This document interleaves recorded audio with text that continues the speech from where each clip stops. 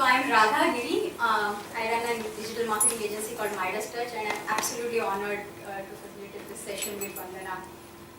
I'm sure all of us have heard of or read about Vandana, did our research. But let me share with you some very, very interesting fact which you will never get to read anywhere. So Vandana tells me that accountancy is not her real passion. Strange, but true. Her real passion, it seems, is DJ. So she was a DJ on a local radio. Then I also learned that after her graduation, Vandana had taken a break of 1 year, and out of that 6 months she came to India to learn Kathak. She's a Taekwondo black brown belt. Okay. So I think she has specifically shared this with me so that I'm more careful with my And I do questions. capoeira. So capoeira is a Brazilian martial art. So okay, that's the other one that I do. Okay, yeah. And she plays saxophone. Very badly. Very badly. So, Vandana, it's an absolute pleasure to have you here. You don't have to sit that far away. Promise. Okay, so Vandana, we have read about you. I knew a few things about you which I shared with everyone, but give us your background in your own words. Yes, please. So I was, guess where I was born? Birmingham? No, I was born in London, born and brought up in London. And in fact, I have to say my mother is here tonight, so I'm very happy to have her here.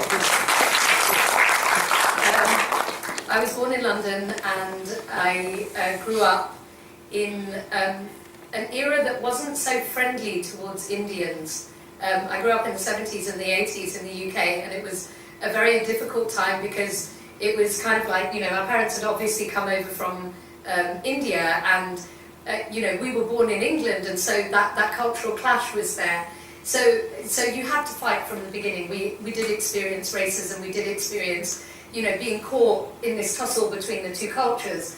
And I think that's had quite a profound impact on me over the years. I never wanted to be an accountant, never.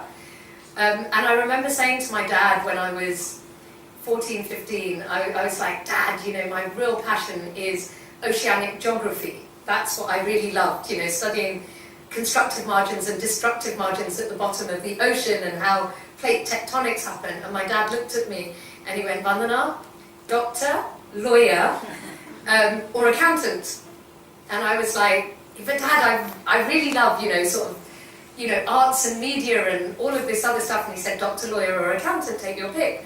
And so this went on, and I managed to get him to allow me to do geography for 12ths. And when I broached the subject of doing a degree in geography, specifically in marine geography, he said to me, Vandana, doctor, lawyer, or accountant. And so in the end, being a dutiful daughter, I went into accountancy. So I did a degree in accountancy. But during that time when I was doing accountancy, my love was music. And I loved listening to fusion music, Indian music, British music, and I got the opportunity to work on a local radio station in South London when I was doing my degree. And it was brilliant because I was doing the accountancy, and it helped me get through the accountancy. And so I used to play these like 12-minute records and in between write my dissertation. So that's what it was like. And after I finished my degree, I got a contract to do chartered accountancy, but I really didn't want to do it.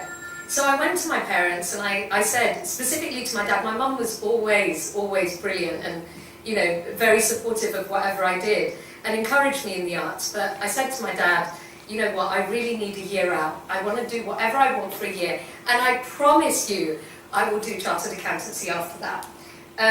During this year out, and he agreed, because he could see that there's no way I was going to pass those exams with my mind the way it was. So he said, okay, take this year out. And I was working full-time on this radio station, and partway through that year, the radio station went bankrupt, right? And so I went into the office, and the boss told us, got us all together and said, we're not going to be able to continue, because we'd run out of funds. And I was devastated. And I went home and I told my dad, and he was like, you know, he goes, Beta, you know, what he said to me is, you know, if you'd been a chartered accountant, you would have been able to stop it from going bankrupt. And I was like, really? What do chartered accountants do? And then he explained it to me, and I thought, wow, this is brilliant. I could do chartered accountancy and then go off and become a DJ and have my own radio station. So that was the idea. That was my motivation for doing chartered accountancy. So then I did chartered accountancy, but then when I qualified, I saw that there were huge opportunities to do other things. So the radio DJing days are way back, but I still listen to lots of music. And so your Kathak break was it after you? So it was after the radio, so the radio had all fallen apart, and I was studying Kathak anyway in the UK, loved it, and so I then came over to India for 6 months, and I stayed in Delhi, and I learned. Wonderful. So after that you were with Eva and you were there in Romania. Yes. How was that experience? So that was really interesting, because that was really my first experience of a startup. When I moved over to Romania, Ernst & Young was very small. There were maybe 20 staff, and then there was me, and then there was the partner. And so all the work had to go through me to get to the partner.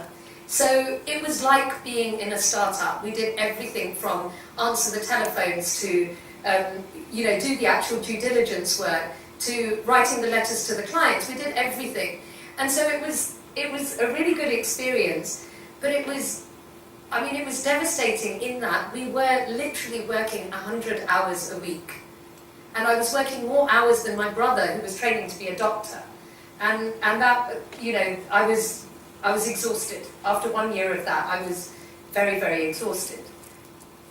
But you went to Romania? Yes, I went to Bucharest in Romania. Oh, so how was that experience, moving to another country? It was amazing, actually. I really think if you get the opportunity to work abroad, anywhere abroad, whether it's Bangladesh or whether it's the States, it is worth doing. Just because you learn to have a completely different perspective on life. You learn to see things through other people's filters, and that teaches you a lot. So it was amazing. Romanians actually have a very strong bond with India. They have a writer called Mircea Eliade who wrote all about India, who was in love with an Indian girl and it didn't work out, and it was, so they've written a lot. They love Raj Kapoor. The immigration officers used to sing me Mera Juta Hai Japani, and they used to love my name because there was a Hindi film which was called Vandana, except they used to pronounce it Vandana. And I was very confused. I rang my mum up and I said, is there a Hindi film called Vandana? And she was like, no, not to my knowledge. I found out afterwards that the film was actually Aradhana, but they called it Vandana because Vandana was easier to pronounce in Romanian. And obviously one of the characters is called Vandana in the film. So it was very easy to live there. I learned the language. I'm quite good at languages. So I learned the language, and it was very easy to be there, to work there. I really enjoyed it.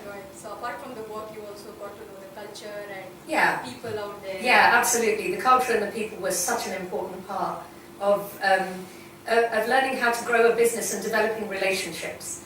Yeah. The networking part of it. The networking part of it was important because what ended up happening was I ended up leaving Ernst & Young because I was spending so much time training my staff that I realised I enjoyed training them more than I enjoyed auditing and doing due diligence and everything. So I decided to start up number 2 in a way was when I made the decision that, you know what, I don't want to do this anymore with Ernst & Young. I actually want to go full-time into training. And so I phoned up a UK company called BPP, and I'd used their books when I studied chartered accountancy.